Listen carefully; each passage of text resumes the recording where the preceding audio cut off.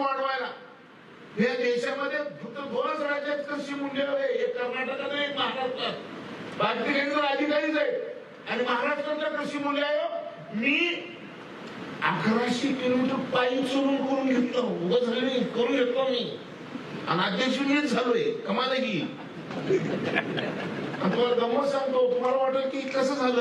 आता भारत सरकारचं कृषी मूल्य आयोग चेअरमन कोण असते, MSc PhD ऍग्री. कर्नाटकात तसंच झालं, MSc PhD ऍग्री. आता महाराष्ट्रात कृषी मूल्य आयोग स्थापन करायच्या वेळेला पुन्हा MSc PhD ऍग्री बघतील म्हणल्यावर मी तिचे अधिकारी होता म्हणलं तुझ्या पाया पडतं त्याच्याकडे डोळे धक्कर की तेवढे काय करू. त्यानं काय म्हणलं मला, मी जेव्हा बोंबलून तो काँग्रेसचं सरकार होतं, मी बोंबलो, आम्ही विरोधी पक्ष.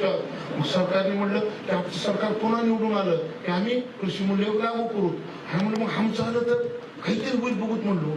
आणि मग जे अधिकारी होता ना त्या अधिकाऱ्याला म्हणलो, ते अधिकारी म्हणला अरे आता हे आयोगाचं घटना कुठे आहे काय काय.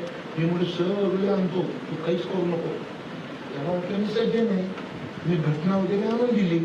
पण ते अध्यक्षाचं जे पान होता ना MSc PhD ते फाडलो आणि त्याच्यात लिहिलो शेती करणारा कार्यकर्ता. अधिकाऱ्याने न बघता सही केलं म्हणून माझं जमलं. कुठं अध्यक्ष असतो, कोण अध्यक्ष लपडे करावं लागतं बाबा.